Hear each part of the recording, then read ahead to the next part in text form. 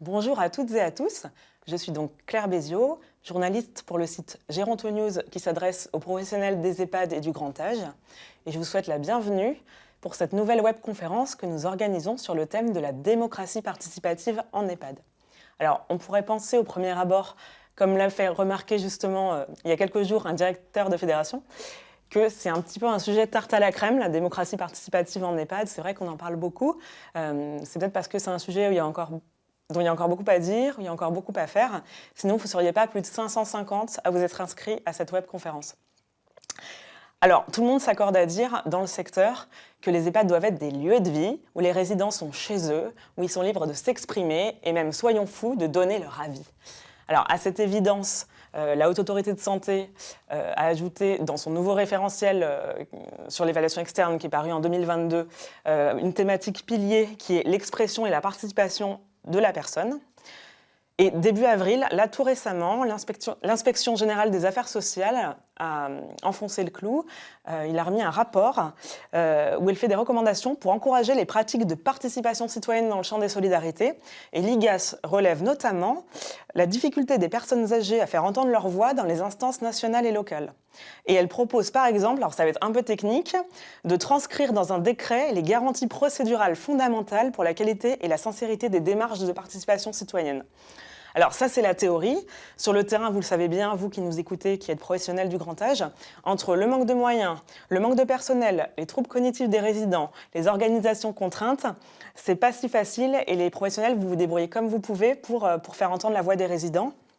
Alors pour vous aider, il existe bien sûr des outils, on en parlera, sans compter tout ce que les établissements inventent eux-mêmes. Mais ça reste évidemment perfectible, d'où cette webconférence aujourd'hui. Alors comment faire vivre la démocratie participative en EHPAD, et surtout avec les nouvelles générations qui, mai 68, on dit souvent ils vont arriver en EHPAD et eux, ils ont vraiment envie de donner de la voix. Pour en parler, on a 3 invités que je vais vous présenter. Alors, nous avons Mathilde Isbar. Mathilde Isbar, vous êtes responsable de 2 EHPAD dans le cadre du groupe hospitalier de Los au Bourdin, dans le Nord. Et vous avez créé, on le verra, plein de dispositifs pour justement amplifier la voix des résidents, dont certains sont innovants. Voilà. Pascal Le Bianic, de votre côté, bonjour. Vous avez dirigé des EHPAD, mais ce n'est pas pour ça qu'on vous a invité aujourd'hui. C'est au titre de cofondateur du collectif CVS Concert, pour concertation autour du CVS, si je traduis un petit peu, qui rassemble une quinzaine de fédérations et d'associations d'usagers. Et vous animez aussi le blog CVS Partage, qui relaie notamment les actions de cette concertation, avec une année 2023, on y reviendra aussi, qui a été quelque peu agitée autour du nouveau décret CVS. Je pense qu'on aura beaucoup à en dire. Mais on va commencer avec Angélique Khaled. Bonjour. Bonjour. Donc vous êtes directrice de la qualité de l'accompagnement social et médico-social à la Haute Autorité de Santé. Donc la Haute Autorité de Santé qui conçoit des outils pour aider justement sur le terrain les professionnels à faire participer les résidents. Justement, je crois que c'était fin 2023. La HAS a sorti un guide pour aider sur le terrain les professionnels à recueillir l'expression des résidents sur leurs conditions de vie, etc. dans les EHPAD. Mais vous avez aussi donné à voir, on va dire, une enquête qui vous a aidé à élaborer ce guide. Mais l'enquête a montré qu'il y avait quand même pas mal d'écueils pour recueillir cette parole, notamment une présélection des résidents qui n'ont pas trop de troubles cognitifs, donc un biais à la base, on peut dire. Aussi des familles qui remplissent les questionnaires à la place des résidents parce que c'est beaucoup plus facile, n'est-ce pas ? Mais aussi sur l'exploitation des résultats, une tendance à un risque de personnaliser un petit peu les réponses au détriment du collectif. Donc voilà, donc que va mettre en place la HAS, c'est ce qu'on veut savoir maintenant, pour pallier ces écueils, maintenant qu'ils ont été identifiés pour les prochains outils que vous préparez. Tout à fait, donc on prépare, comme vous le dites, des outils. On a fait paraître ce guide sur la façon de recueillir le point de vue des personnes en EHPAD en septembre 2023 parce que le décret du 28 avril 2022 pose une obligation réglementaire. Hein. Désormais, les responsables des EHPAD sont obligés de mener, alors je reprends les termes du texte, une enquête de satisfaction annuellement dans leurs établissements. Alors déjà, je précise que nous, à la Haute Autorité de Santé, on n'aime pas tellement le terme enquête de satisfaction. On préfère parler du recueil du point de vue qui fait davantage référence à l'expérience. Si vous voulez, quand on fait une enquête de satisfaction, on mesure le quoi. Quand on s'appesantit davantage sur l'expérience, c'est le comment et le pourquoi que l'on cherche à mettre en œuvre. Donc on avait lancé cette enquête à laquelle vous faites référence avant, justement, pour voir un peu le degré de maturité de ces activités de recueil de la satisfaction dans les EHPAD et surtout de voir les difficultés et les attentes des responsables d'EHPAD par rapport aux outils que nous allions mettre en œuvre. Et donc nous avons travaillé sur ce guide paru en septembre 2023 avec en fait des méthodes sur les 5 étapes d'un recueil de l'expérience. Donc c'est-à-dire comment il faut réfléchir sur l'objectif du recueil, ensuite sur la façon dont on va collecter les données, et puis sur l'analyse de ces données et surtout la suite que l'on va y réserver. Et ce que l'on souhaite, c'est que justement on sorte juste de l'enquête de satisfaction un peu alibi, mais que vraiment on construise avec les personnes et leurs représentants ces collectes de données et surtout également qu'on les associe vraiment à l'analyse des résultats et au plan d'action que l'on va mettre en place par la suite. Alors, nous, en fait, ce guide, c'est une première étape, mais il ne répond pas à tout. Vous avez soulevé des questions très intéressantes sur comment on recueille le point de vue des personnes qui ont des troubles cognitifs, des difficultés de communication. On est à la Haute Autorité de Santé sur un spectre très large hein, qui va au-delà des EHPAD. Hein. C'est également les établissements qui accueillent des personnes en situation de handicap, les enfants protégés, les personnes en difficulté sociale. Donc, on va mettre en place ce programme pluriannuel pour étayer les professionnels sur le terrain. Donc, d'abord avec un groupe de travail à visée scientifique qui va produire les concepts, la méthode, des documents scientifiques. Ensuite, un groupe de travail à visée professionnelle qui va produire là des guides et des outils très concrets. Quand vous dites à visée professionnelle, c'est du terrain, des professionnels Exactement, de terrain. des professionnels de terrain qui travaillent donc dans les structures et les établissements. À chaque fois, que ce soit dans le groupe scientifique ou avec les professionnels de terrain, nous aurons des personnes concernées également. Et puis, troisièmement, quand on aura commencé à élaborer et surtout diffuser ces guides et ces outils, on mettra en place une communauté de pratique pour voir comment ces outils trouvent à s'appliquer et s'il faut les améliorer, les repréciser. Alors, on est sur quelle échéance pour ce programme pluriannuel ? Alors, on a juste démarré ce programme en fin 2023 et donc le programme aura pris tout son essor en 2025. Voilà. D'accord. Donc l'idée, c'est vraiment de revenir sur chaque lacune que l'enquête a révélée. Exactement. Pour recueillir la parole. D'accord. Et comment ça va s'articuler, juste ces trois groupes de travail, alors, cette note ? Ils vont être pérennisés, effectivement, ces 3 niveaux. Donc, ils vont interagir les uns avec les autres. Donc, c'est-à-dire que le groupe scientifique a démarré, puisque c'est lui qui préfigure les thématiques qui vont ensuite être traitées sous le côté opérationnel et production d'outils par le groupe des professionnels. Et ensuite, la communauté de pratique va expliquer comment ils mettent en œuvre ces outils, mais pourra également faire émerger des difficultés, des questions qui se posent, que le groupe scientifique pourra... Donc c'est sans fin, donc, c'est un outil en work in progress. Exactement. On peut dire. D'accord. Donc je me tourne vers vous, Mathilde Isbar, donc, qui est responsable administrative, c'est ça ? Tout à fait, oui. Donc, de 2 EHPAD du groupe hospitalier Losso-Bourdin. Donc combien de résidents accueillent ces 2 EHPAD ? Nous accompagnons 38 résidents sur notre résidence de Los et 157 sur notre résidence d'Aubourdin. Parmi ces 157 résidents, nous avons 12 résidents qui sont en unité de vie Alzheimer et 12 résidents au sein de notre unité d'hébergement renforcé. D'accord, oui, donc vous êtes très concernés par le recueil de la parole. Tout à fait. Comme la plupart des EHPAD, mais vous avez vraiment des unités particulières. Tout à fait, oui, c'est ça. D'accord. Et alors, comment vous y prenez sur le terrain pour recueillir cette parole? Est-ce que vous avez fait face aux écueils soulevés par l'enquête de la HAS, c'est-à-dire biais de s'adresser à des résidents qui n'ont pas de troubles cognitifs, etc.? Nous, en fait, notre volonté, et je me retrouve dans ce que vous avez dit, notre volonté, c'est vraiment de nous adresser à l'ensemble des résidents. Mais de ce fait, oui, les résidents qui ont davantage de troubles cognitifs par rapport à d'autres résidents sont, sur le papier, s'expriment moins. Néanmoins, on favorise aussi la communication non verbale. Alors, vous aviez évoqué les enquêtes de satisfaction. En effet, on a nos enquêtes de satisfaction. Donc, pas enquête de satisfaction. Donc. Mais voilà, il y a d'autres méthodes. On fonctionne aussi avec des sondages minutes, des référendums. On sollicite les résidents en posant des questions simples, des questions qui sont adaptées à d'éventuels troubles cognitifs. Nos enquêtes de satisfaction avec de grandes guillemets sont monothématiques pour éviter en fait la longueur des questions et donc de ce fait que les résidents se perdent au fil des questions. On a également d'autres outils comme des groupes de parole, vraiment des choses qui sont aussi bien collectives que des choses individuelles. Et sondage minute, vous pouvez donner un exemple?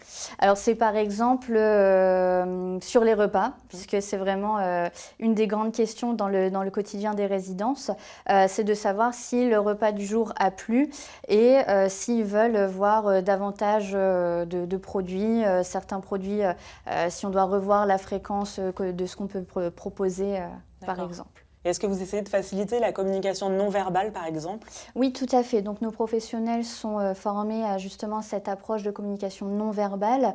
Également, on essaye de passer tout ce qui est toucher massage, par exemple, pour rentrer davantage en communication. On favorise également le FALC, le facile à lire et à comprendre, qui permet de simplifier sans pour autant occulter certaines notions, vraiment simplifier les notions, les messages qu'on veut transmettre pour vraiment s'adapter au plus grand nombre de résidents. C'est une méthode, FALC, c'est ça? Oui, FALC. On y accède comment, cette méthode? Alors, on a été formé vraiment à une formation spécifique donc en FALC pour permettre de simplifier nos documents avec des phrases plus courtes, des phrases plus synthétiques, des pictogrammes, des illustrations, etc. En parlant d'être synthétique, je me tourne vers vous, Pascal Le Bianic, parce que la démocratie participative en EHPAD, on pense évidemment tout de suite au CVS, au Conseil de vie sociale. Et donc, je vais essayer d'être synthétique pour présenter un petit peu aussi pourquoi vous êtes là en particulier. Et on a assisté à une véritable saga, je ne sais pas si vous avez suivi un petit peu, vous qui nous écoutez certainement, depuis avril 2022. Donc, comme vous le savez, un nouveau décret est venu toiletter le fonctionnement, la composition des CVS. D'une manière qui n'a pas totalement satisfait les acteurs du secteur, c'est un euphémisme. Donc de là est né notamment un collectif juste avant l'entrée en vigueur du texte, texte qui est entré en vigueur début 2023. Un collectif est monté un petit peu au créneau, il a grossi, donc CVS Concert, jusqu'à regrouper une quinzaine de fédérations et d'associations du grand âge parmi les plus représentatives, donc du public et du privé non lucratif. On peut citer la FHF, la FEAP, la FNACPA, la FNADEPA, l'UNIOPS. La DEPA aussi, il me semble. Non, pas la DEPA. La FNADEPA. Mais on les a invités. Pardon pour cette petite... On les a invités. Mais... en tout cas, la plupart des fédérations étaient quand même au rendez-vous. Ouais. Donc vous êtes concertés, vous avez fait remonter plus de 150 propositions au ministère pour faire évoluer ce décret. Donc on y reviendra lors d'une année 2023 un peu, ça s'est fini un petit peu, on va dire, vous allez nous en parler. Selon vous, qu'est-ce que déplore en un mot le collectif dans ce nouveau décret? Il détricote la démocratie participative, c'est ce que vous avez dénoncé à l'époque, vous n'avez pas peur de ce mot, c'est vraiment une réalité? Alors, ce qui nous a réunis, et pour nous, ça a été une agréable surprise. Donc, c'est vrai que, vous l'avez cité, merci d'ailleurs d'avoir relayé tous les travaux que nous avons pu produire. On a pu réunir à parité donc, des représentants de directeurs et de gestionnaires avec des représentants d'usagers. Donc, les inter-CVS, les CDCA, la FNAPAF, qui est une des associations représentatives du secteur des personnes âgées.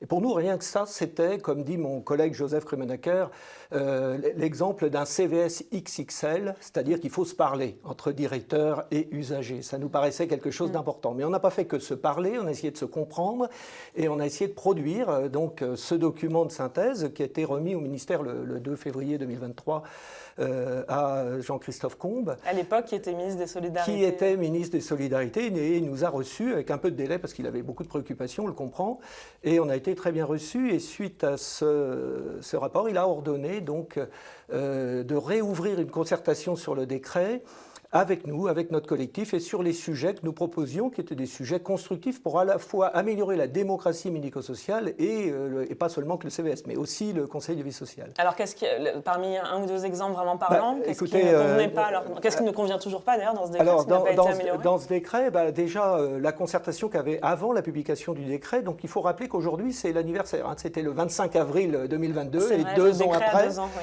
5 ministres plus tard, il faut le rappeler. C'est quand même assez historique, et donc ça interroge sur la continuité un peu de l'action ministérielle, inévitablement. Eh bien, dans ce décret, nous avions...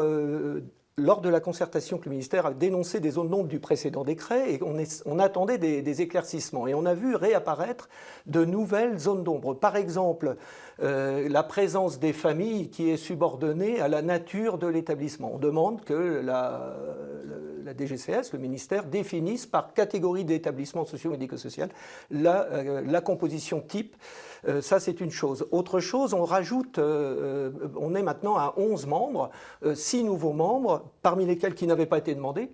Et ces 6 nouveaux membres ne précisent pas quel est le mode de représentation, ce qui pose problème parce que, par exemple, un représentant de l'équipe médico-sociale, ça n'a quand même pas la même valeur démocratique s'il est désigné par le directeur d'établissement ou s'il est élu démocratiquement par ses pairs, comme c'est le cas pour le représentant du personnel qui existait déjà.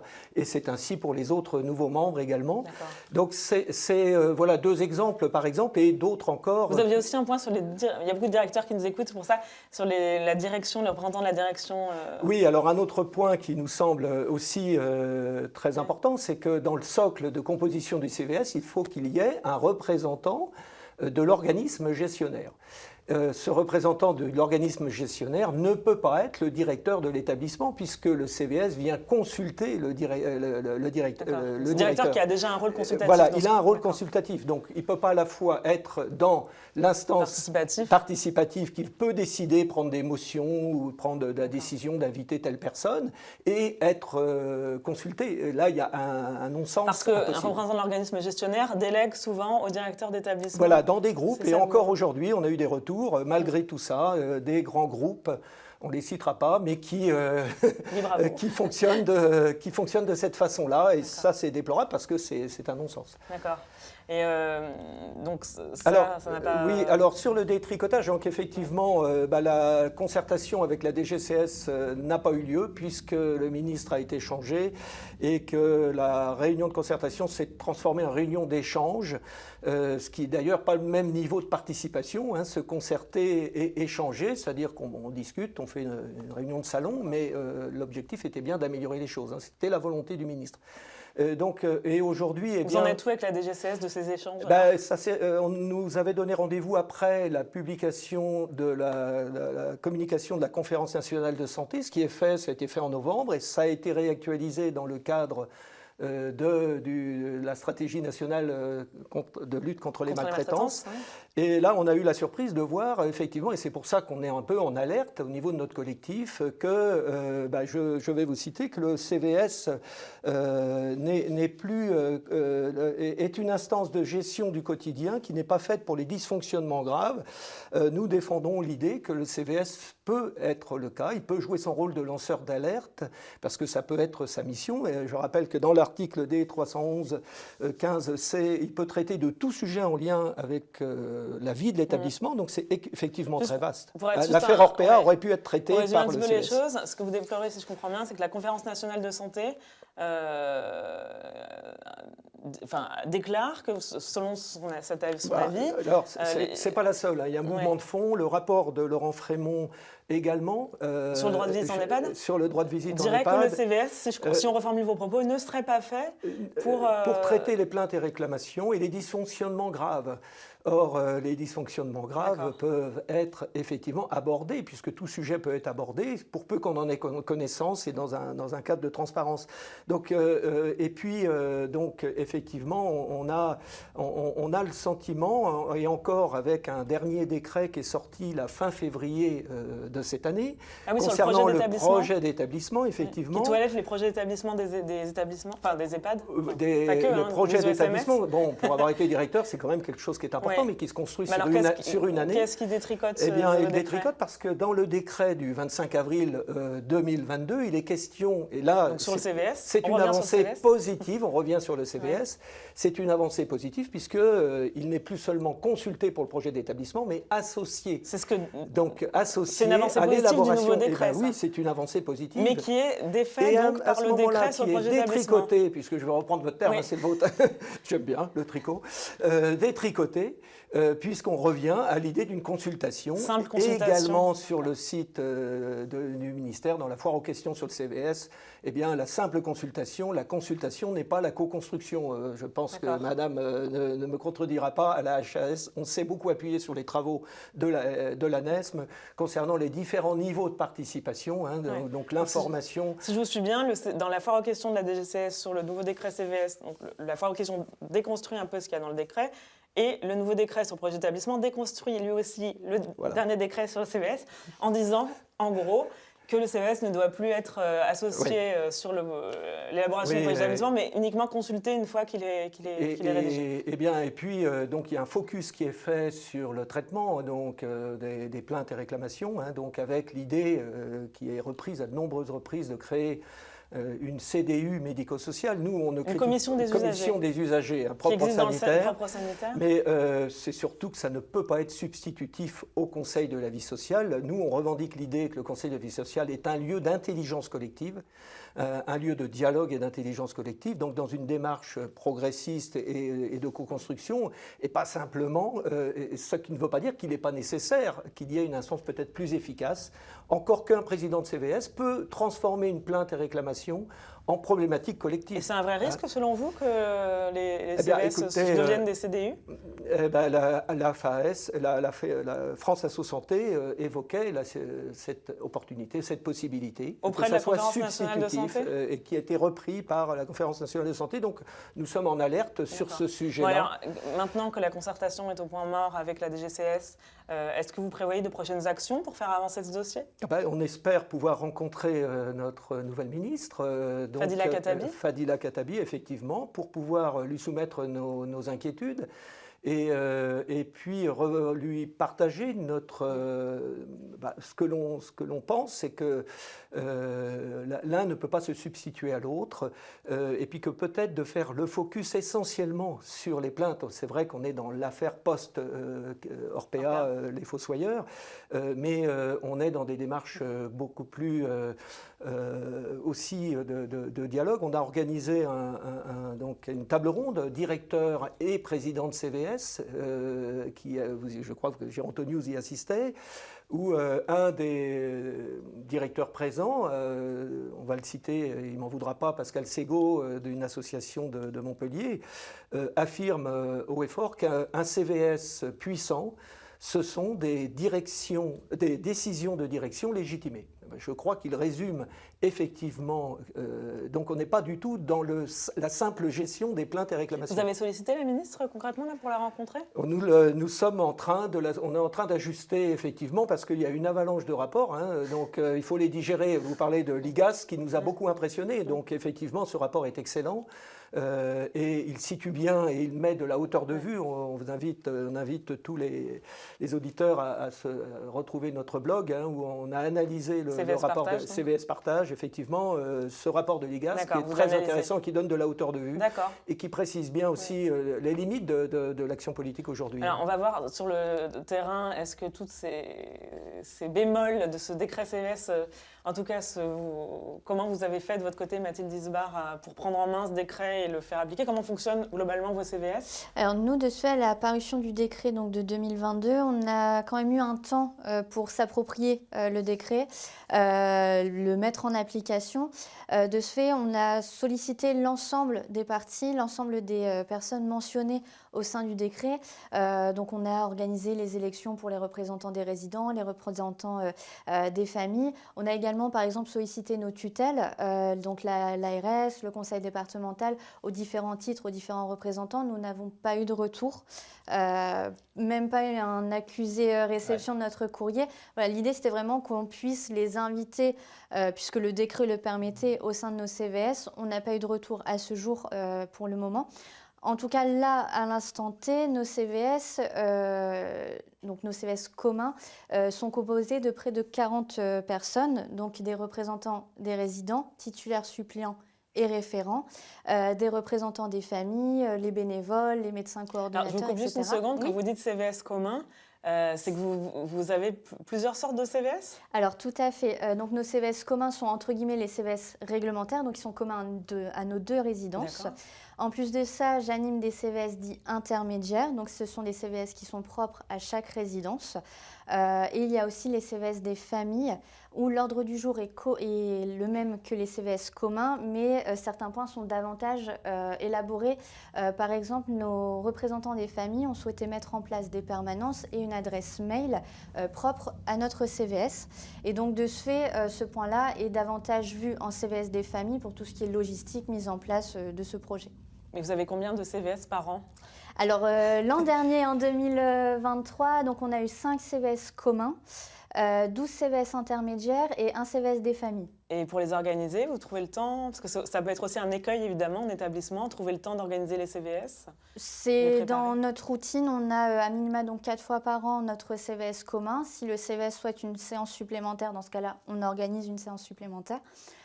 Donc une fois par mois à peu près, donc il y a les CVS intermédiaires hors les mois où il y a les CVS communs, et ensuite on essaye une fois par trimestre un CVS des familles. Donc c'est un agenda, oui, c'est une logistique certaine, mais ça contribue à la démocratie participative en EHPAD et à mon sens c'était essentiel. Et justement, quid des résidents avec des troubles cognitifs notamment? Est-ce qu'ils participent à vos CVS? Comment vous intégrez ceux qui n'ont pas pu être élus mais qui étaient quand même intéressés? Alors les résidents qui ont voulu être représentants des résidents mais qui n'ont pas été représentants en tant que tels, donc ni titulaires ni suppléants, sont donc représentants référents, pardon. Et donc après, nos CVS sont vraiment ouverts à l'ensemble des résidents qui souhaitent participer, assister à la réunion. Référents, c'est-à-dire Alors dans ce cas-là, en fait, il y a 2 établissements. Sur l'établissement de Bourdin, il y a différents services, donc 3 étages. Et donc les résidents référents du service de la résidence peuvent s'entretenir en amont des CVS avec les autres résidents qui ne souhaitent pas ou qui ne peuvent pas être présents lors des réunions, et donc dans ce cas-là, faire remonter des interrogations. Donc vous arrivez à faire participer tous ceux qui le souhaitent en étant soit titulaire, soit suppléant, soit référent? Oui, on essaye. On essaye, oui. Et donc, vous avez répondu en partie à cette question, mais il n'y a pas eu d'écueil particulier pour le moment d'identifier suite à la mise en place de ce décret, hormis que les tutelles ne sont pas associées au CVS pour le moment? Alors, dans le ce que décret, M. Le Bianic a soulevé, par exemple, il n'y a pas de notion d'obligation, entre guillemets, que nos cadres de santé ou les IDEC ou les référents animation participent au CVS. Ça, à mon sens, c'est dommage puisque ça fait partie du quotidien des résidences, mais l'ordre du jour est établi de façon telle que les membres du CVS peuvent demander à ce que ces représentants, ces agents cadres et responsables soient présents en plus de notre composition du CVS. Oui, vous voulez réagir? Je crois que merci donc Mathilde de tous ces excellents témoignages, et je crois qu'il y en a encore d'autres sur le caractère innovant à l'os au Bourdin, et pour nous c'est un exemple. Votre directrice fait partie de notre comité. Oui, Séverine Labou. Séverine Labou, on peut la citer, qui est aussi au conseil d'administration et représente le secteur médico-social à la Fédération hospitalière de France, membre du comité national d'éthique. Et pour nous, une aide aussi, une contribution très précieuse.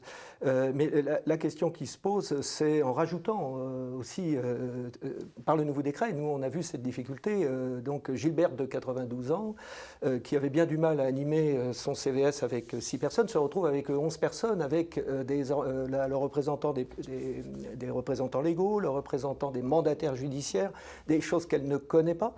Et ça complique d'autant plus l'animation pour Gilberte, alerte pour avoir accompagné comme consultant donc, des équipes et des CVS pendant plus d'1 an sur plusieurs établissements.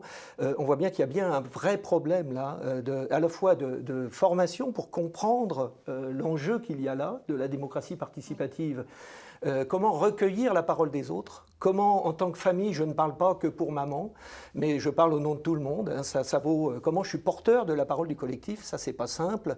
Formation parce qu'il y a des fois des choses très techniques qui sont présentées en CVS. Voilà, très technique aussi, et c'est vrai qu'on a dans les pratiques un directeur qui va présenter des fois, hein, mais sûrement pas à l'Os-au-Bourdin, un PowerPoint avec le PRD, avec le CEPOM, et enfiler 15 ou 20 ou 30 diapos, et avec des chiffres et des statistiques. Et notre Gilberte, elle est bien embarrassée. Gilberte, elle va être bien embarrassée à 92 ans, parce que si elle n'a pas eu les documents préparatoires, qu'elle découvre les diapos là avec tout le monde, eh bien c'est comme dans beaucoup de cas, un directeur qui fait l'ordre du jour, qui anime la réunion et qui fait le compte-rendu, ce qui est une forme de dévoiement du CVS, qui est une instance qui appartient aux usagers.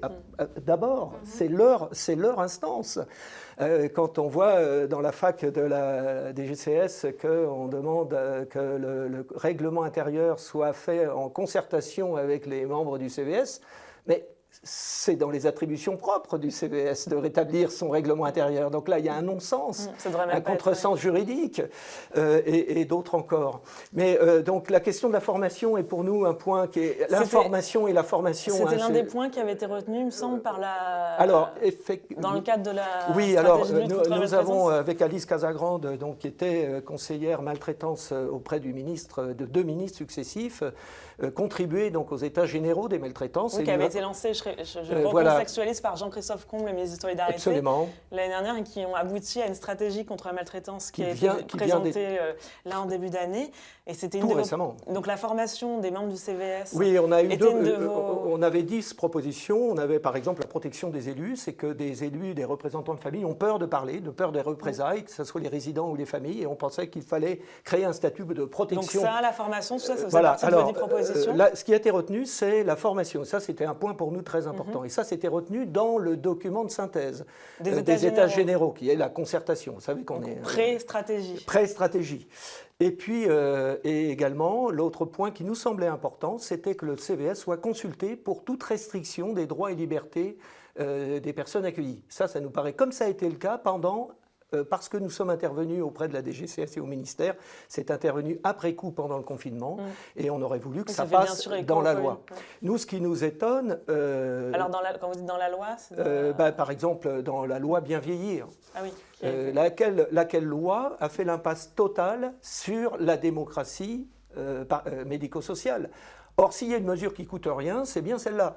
On parle bien de la loi portée par la majorité présidentielle qui a été adoptée il y a un petit mois. Voilà, donc on regrette qu'il n'y ait pas un mot là-dessus. Au final, les deux préconisations qui avaient été retenues, si je résume bien, par les États généraux des maltraitants, n'ont pas été retenues, puisqu'on a une formule générale... ne se retrouve pas dans la stratégie contre les maltraitances. Voilà. L'ex-ministre, donc la ministre, dans la stratégie de maltraitance, elle prévoit de renforcer le CVS en matière de veille sur les droits et libertés. On a une formule générale, mais qui ne dit rien. On attendait quand même... C'est dans le dossier, je crois que c'est dans le dossier de presse uniquement. La stratégie qu'on n'a pas encore... On attendait des objectifs stratégiques dans un document stratégique, mais on n'a pas d'objectifs stratégiques. On a questionné le ministère, on n'a toujours pas de réponse. On espère qu'il y aura un autre document que le document de presse. On pense bien. Théoriquement, c'est une stratégie. Théoriquement, stratégie.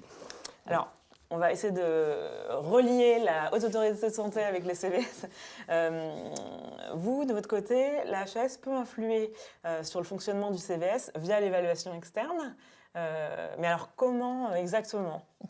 Alors, effectivement, donc on a désormais cette évaluation externe tous les 5 ans qui repose sur un référentiel commun pour tous les établissements et services sociaux et médico-sociaux.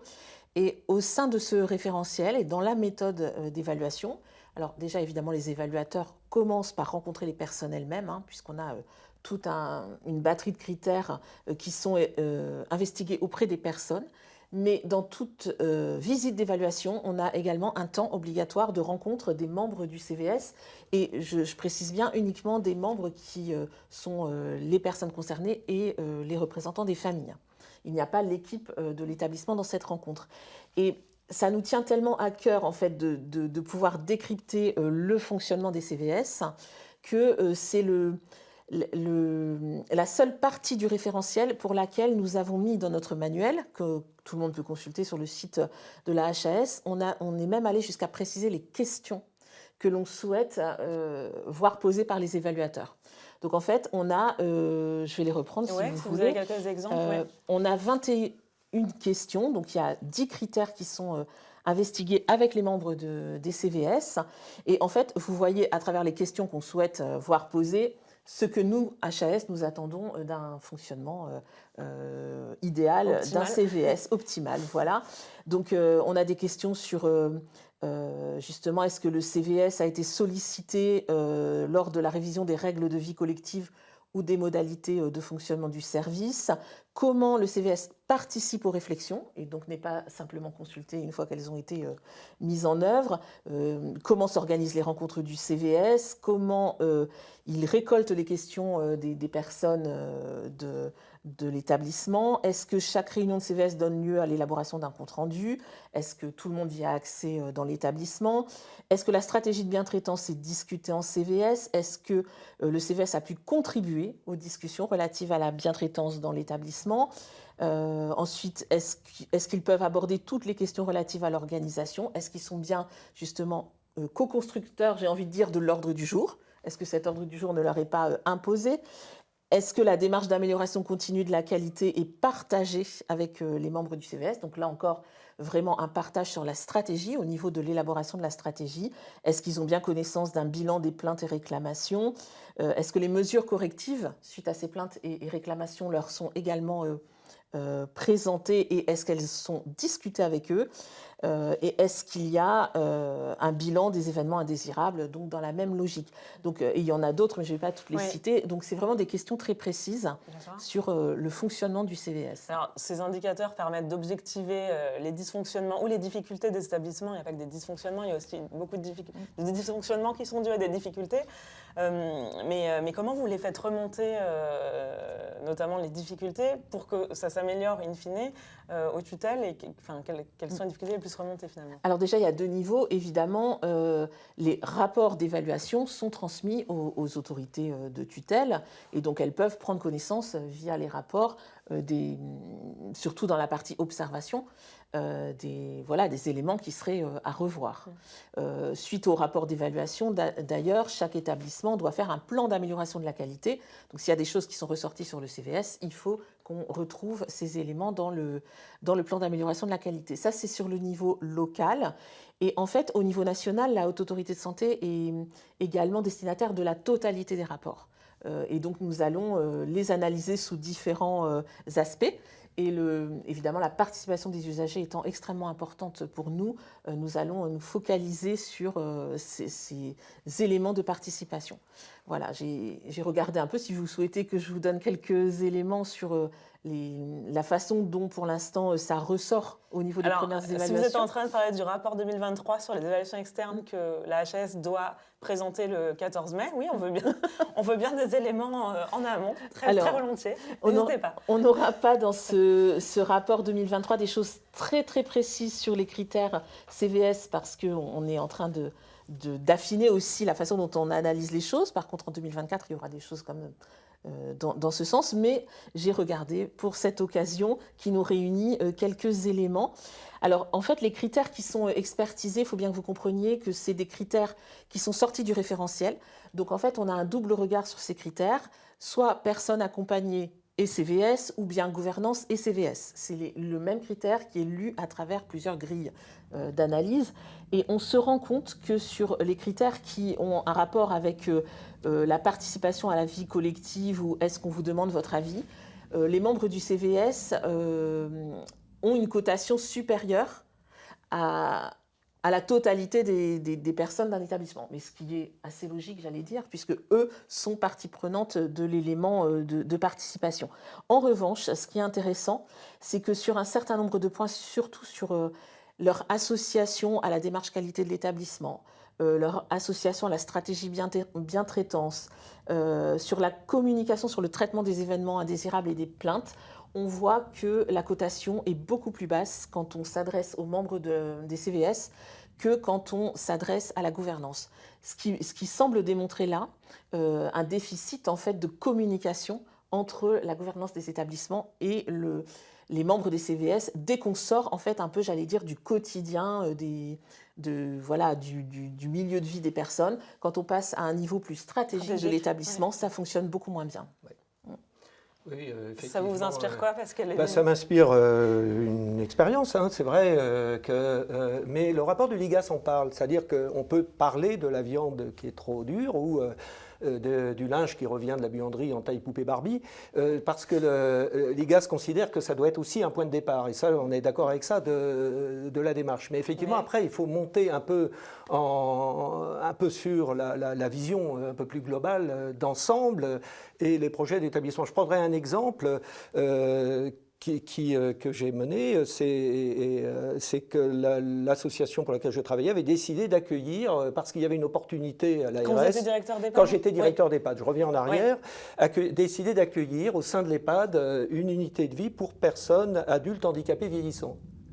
Eh bien, on a tout simplement évité et oublié de demander l'avis. D'abord, ce n'était pas inscrit dans le projet d'établissement, mais on a oublié de demander l'avis au Conseil de vie sociale. Et le projet a été développé plus tard, après que je sois parti, mais ça, c'est une question essentielle. Si on modifie les conditions d'accueil et le public accueilli, ce n'est pas tout à fait le même niveau d'accompagnement d'une personne qui a vécu en foyer de vie occupationnel.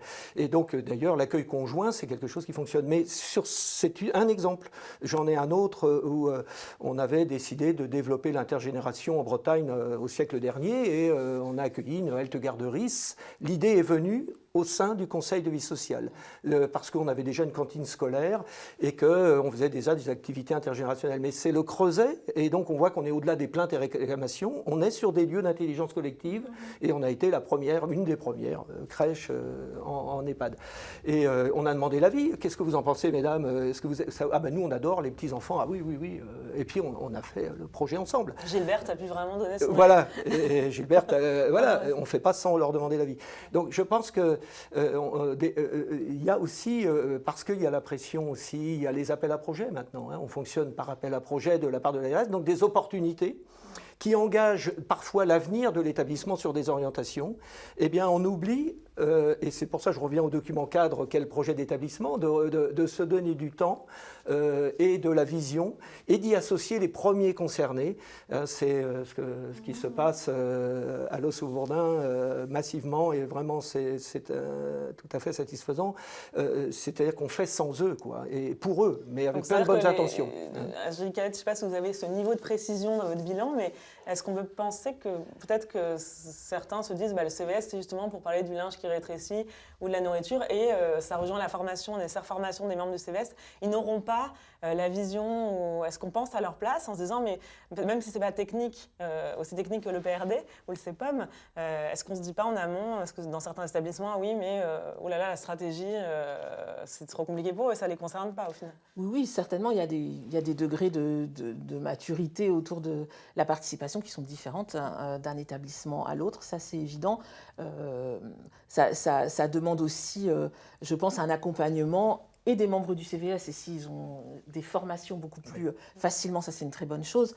Mais si on s'aperçoit à travers l'évaluation qu'il y a encore beaucoup de choses à travailler sur l'association des membres du CVS, on pourra également, nous, être moteurs pour accompagner les responsables d'établissement. Sur le bilan 2023 de l'évaluation, est-ce que vous n'auriez pas un petit chiffre à nous glisser en exclusivité ? Par exemple, je sais pas, le nombre d'EHPAD qui ont été évalués depuis le début de nouveaux référentiels. Donc, en fait, on a arrêté les chiffres au 31 décembre. Donc, on 2023. Est 2023. Okay. Donc, je rappelle qu'on a grosso modo sur 41 000 structures. Ah oui, ESSMS. ESSMS tout confondu, qui doivent être évaluées dans les 5 ans qui viennent. Au 31 décembre, il y en avait 3 000 qui ont été évalués. Et sur ces 3 000, on est à 630 EHPAD. D'autres petites choses à non, dire. je vais réserver. C'est bien tenté, mais merci c'est bientôt, le 14 mai. C'est noté. On va rebondir avec Mathilde Isbar. Vous pouvez peut-être réagir sur le bilan fait par Angélique Aled. Est-ce que de votre côté, dans vos CVS, vous abordez la stratégie, le projet d'établissement Oui. macro, on va dire? Alors oui, il y a bien entendu les petits soucis du quotidien, le linge, l'alimentation, etc.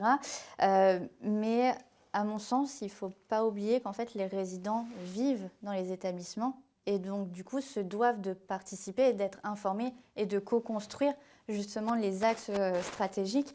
Alors ils ont été associés lors de la réécriture de notre projet d'établissement, donc notre projet de vie institutionnel. Ils sont également informés, vous parliez de PRD, de CEPOM, etc. Alors on les informe et on leur demande leur avis sur ces sujets, est-ce que ça leur parle? Donc bien évidemment on simplifie certaines notions, puisqu'arriver avec certains acronymes, c'est quand même assez costaud, mais on leur explique ce que c'est, pourquoi ces documents, pourquoi ça revient à la fréquence, etc. Et on essaye justement de recueillir leur avis, leurs interrogations, on y répond, etc. Et alors, en allant plus loin, parce qu'on a beaucoup insisté sur les CVS, on n'a pas parlé de ce que vous mettez en place un peu de manière innovante.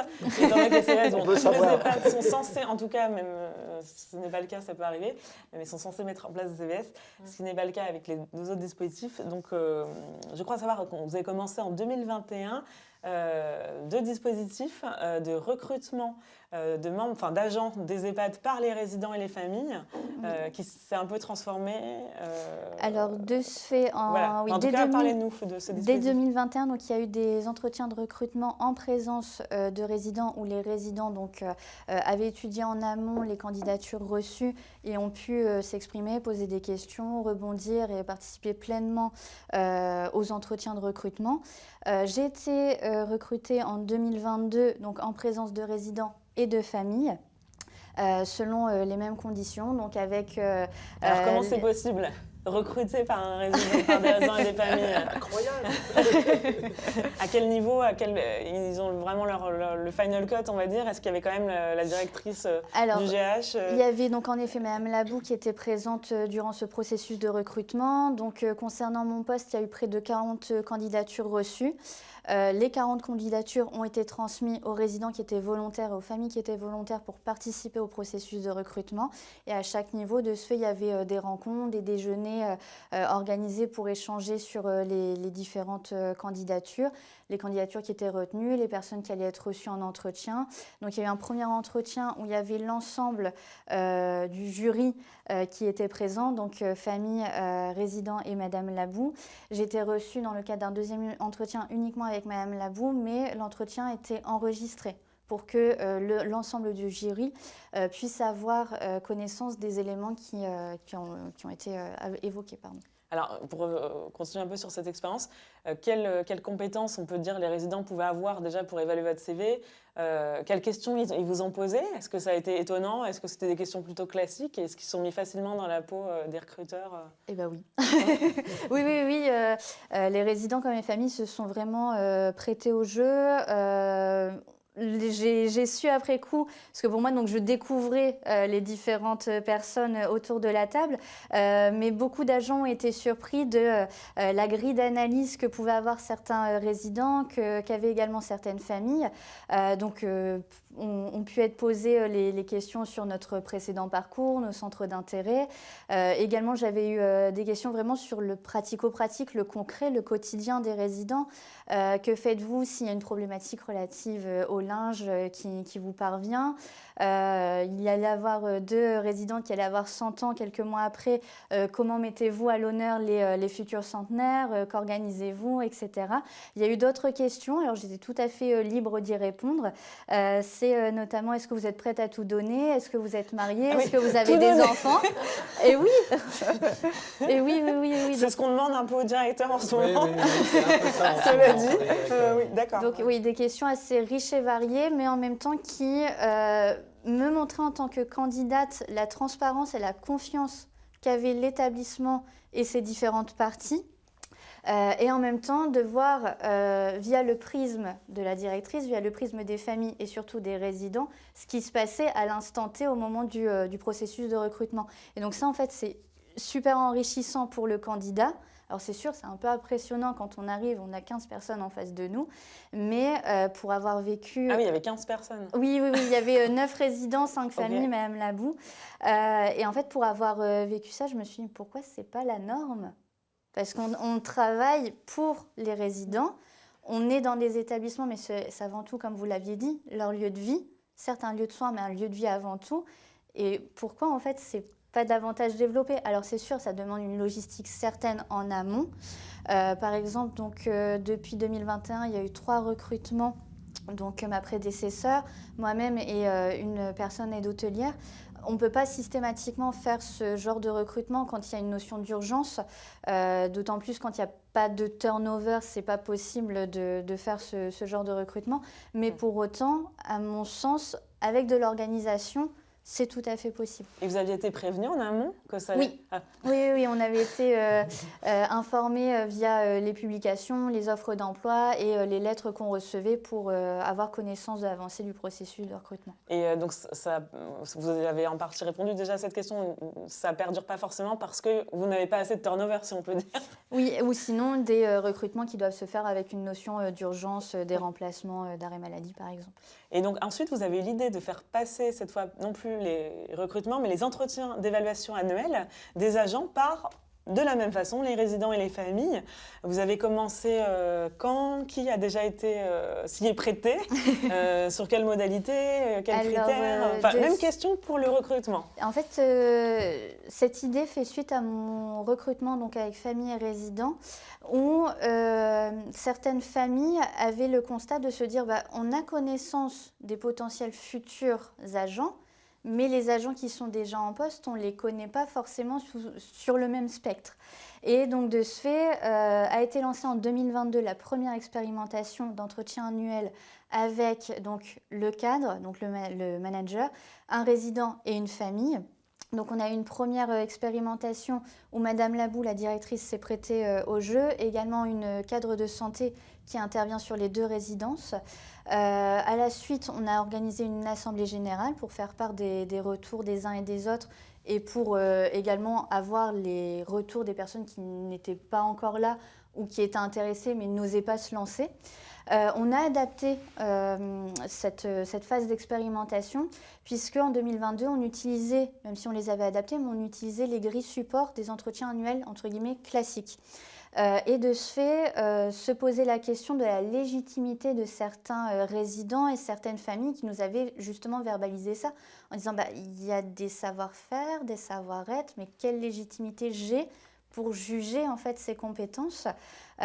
Également, on parlait d'évaluer, d'évaluateurs, de jury. Et on sentait que voilà, il y avait une expression, l'avantage c'était que des questions pouvaient être directement posées. Il y avait une découverte des missions qui ne se voyaient pas forcément. Ou une redécouverte des missions qui se voyaient. Et donc de ce fait, en 2023, on a relancé une seconde expérimentation. Cette fois-ci, on parlait de temps d'échange. Et plus d'entretien d'évaluation. Plus d'entretien d'évaluation. Les personnes volontaires en tant qu'agents pouvaient présenter ce qu'elles souhaitaient, sous la même forme d'un entretien annuel ou pas. Et donc de ce fait, pour cette deuxième phase d'expérimentation, je me suis prêtée au jeu. Parce que pour moi, la boucle est bouclée.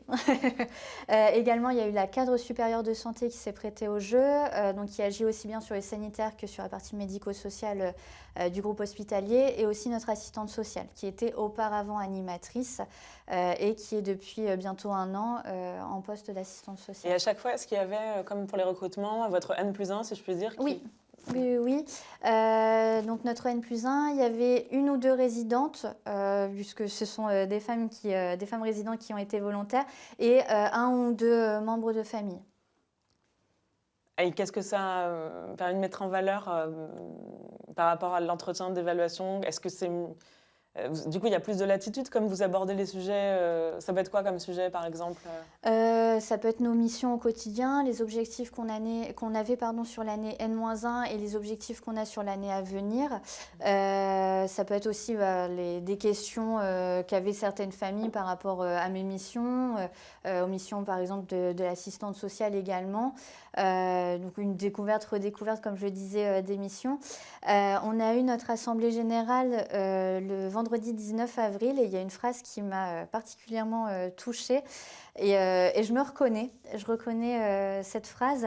C'est l'assistante sociale qui a dit « Lors de ce temps d'échange, on a d'abord été vu avant tout comme un humain avant d'être agent du groupe hospitalier Loos au Bourdin. » Parce qu'il y avait ce climat de confiance, de convivialité, de partage et de toute transparence, comme lors de mon entretien de recrutement. Et ça, c'est vraiment fort. Parce que voilà, chacun a été valorisé. Il n'y a pas eu de sensation de quelle est ma place, quelle est ma légitimité. Non, c'était vraiment, on a des questions, on les pose. Moi, je vous perçois comme ça. Ah oui, mais vous faites ça en plus, on ignorait. Enfin, voilà, il y a vraiment un échange riche.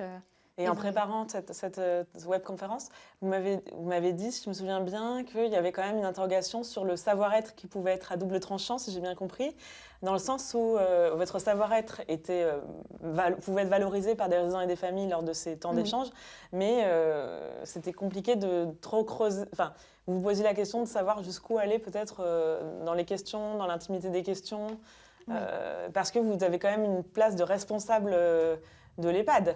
Donc jusqu'où ils peuvent... Est-ce qu'il y avait une question de distance Il n'y a pas eu spécialement de notion de distance ou autre. On introduisait toujours, on remettait dans le contexte ce temps d'échange, à quoi il sert, qui est présent autour de la table, mais jamais on a limité les questions. C'était vraiment chemin faisant en fonction de la discussion. Il y avait des questions qui pouvaient paraître un petit peu plus personnelles, par exemple sur le cursus, nos expériences précédentes, professionnelles, nos expériences personnelles aussi qui nous ont fait choisir la voie du médico-social. Mais pour autant, il n'y avait pas de notion de quelqu'un qui va trop dans la vie personnelle de l'agent. Ça peut être un point de vigilance, mais en tout cas, pour cette année, il n'y a pas eu de personnes qui et même question pour les CVS, en parlant représentativité des résidents, même ceux ayant des troubles cognitifs, quel est le profil des résidents qui se sont montrés intéressés pour faire passer, que ce soit ces entretiens de recrutement ou ces temps d'échange volontaires? Combien de résidents, quel profil de résidents, et est-ce que vous allez continuer cette année? Alors du coup, oui, on va continuer. Ouais. Et pour la phase de 2023, on avait une dizaine de résidents volontaires. Donc on est vraiment toujours sur du volontariat, on n'impose pas. On s'adapte en fonction des capacités des personnes. Et de ce, après, c'est selon les disponibilités des uns et des autres, puisqu'il y a aussi toute une logistique où il faut trouver une date commune entre l'agent, le N+1, la famille, le résident, ce qui n'est pas toujours évident. Mais voilà, il n'y a pas eu de sélection en particulier en amont. Et vos agents sont volontaires? Enfin, c'est sur le volontariat ou ils sont désignés c'est sur volontariat aussi, oui. D'accord. Et vous avez prévu, vous, on avait parlé un peu évaluation externe, mais vous avez passé votre évaluation externe déjà? C'est en 2026, notre évaluation externe. Et comment vous voulez valoriser justement De ce, en fait, en amont, donc on a la possibilité de faire des auto-évaluations et notamment donc l'an dernier, on a commencé la méthode de l'accompagné traceur. Donc il y a différentes personnes au sein de notre établissement qui ont été formées à cette méthode. Il y a également eu des personnes de l'extérieur de l'Inter-CVS 59 qui étaient présentes, des personnes du réseau RSQR qui étaient également présents pour justement s'entretenir avec des résidents, avec des professionnels. Et donc on a l'objectif de faire ces auto-évaluations tous les ans en attendant l'évaluation externe. Donc c'est une bonne préparation oui, à 2026. Est-ce que vous souhaitez réagir ou pas forcément? Petit mot de la fin, parce qu'on arrive à la fin de notre heure d'échange. Juste un mot, enfin, je trouve assez incroyable, exceptionnel et très novateur. Hein. Sur une réunion au ministère, j'avais évoqué cette expérience et la réaction avait été de dire est-ce que c'est bien le rôle du CVS? Oui, c'est le rôle en tout cas de la démocratie, oui. Que d'augmenter le pouvoir d'agir des premiers concernés. Et là, c'est extraordinaire, c'est bien l'objectif, l'autodétermination et le pouvoir d'agir. Juste un mot sur les familles, je crois que c'est... faut pas avoir peur des familles. Elles se sont beaucoup manifestées pendant le Covid et pour cause. On les avait tenues à la porte ou derrière un plastique pour voir leurs parents.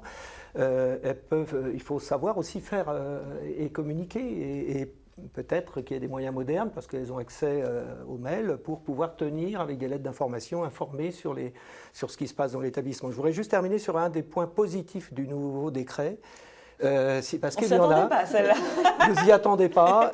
C'est l'ouverture, Mathilde en a parlé, l'ouverture effectivement aux personnes extérieures que peuvent être l'ARS, vous avez cité l'ARS, mais aussi le défenseur des droits, le représentant local du défenseur des droits, la personne qualifiée dont on sait qu'elle manque encore dans beaucoup de départements, et la question se pose, le département.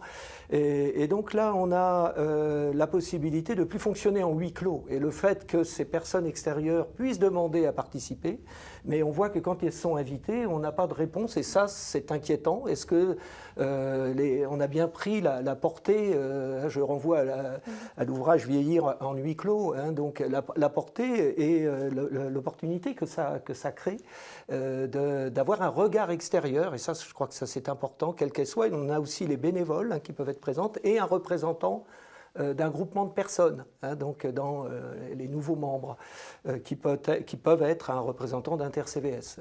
Donc ça, c'est aussi un regard extérieur porté sur le Conseil de vie sociale. C'est des points positifs et qui peuvent être aussi collaboratifs, c'est-à-dire que ce qui fonctionne dans un établissement peut des fois servir d'inspiration ou être transposé. Moi, j'ai beaucoup fonctionné comme ça, voilà, de mon expérience, hein, donc on n'a pas la science infuse. Voilà, donc vous voyez que tout n'est pas négatif, hein, c'est loin de là. Merci en tout cas Claire de nous avoir invités. On n'aura pas réponse à tout pour améliorer la démocratie participative. On espère quand même que vous aurez chippé quelques outils, idées. Et en tout cas, on espère que votre bilan 2023, même si on a bien compris que ce ne serait pas focalisé sur les CVS, sur l'évaluation externe, pourra donner en tout cas des axes d'amélioration. Et que voilà, et on a hâte de voir votre plan d'action sur le recueil de la parole des résidents aussi. On va clore maintenant cette webconférence. Je remercie évidemment nos 3 intervenants et toutes celles et ceux qui nous ont suivis à distance, ou qui vont nous suivre à distance plus vraisemblablement, parce que nous n'étions pas en direct. Si vous avez des questions justement auxquelles la table ronde n'a pas permis de répondre, vous pouvez envoyer un mail à l'adresse qui va s'afficher normalement en bas de votre écran, donc rédaction@gerontonews.com, et on fera de notre mieux pour y répondre dans un prochain article. Merci et puis bonne fin de journée à tous. Merci à vous. Merci.